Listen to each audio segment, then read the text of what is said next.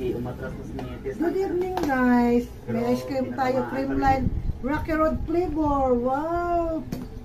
Mag-snack tayo guys, midnight snack.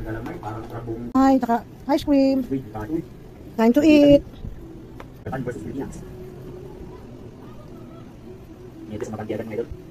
Ano sabi mo? Wow, tinapay bilog-bilog, midnight snack. Yummy.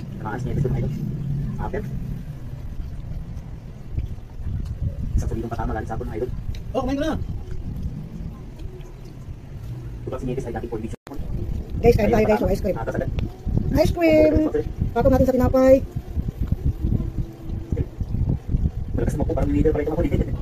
Sarap. Sarap.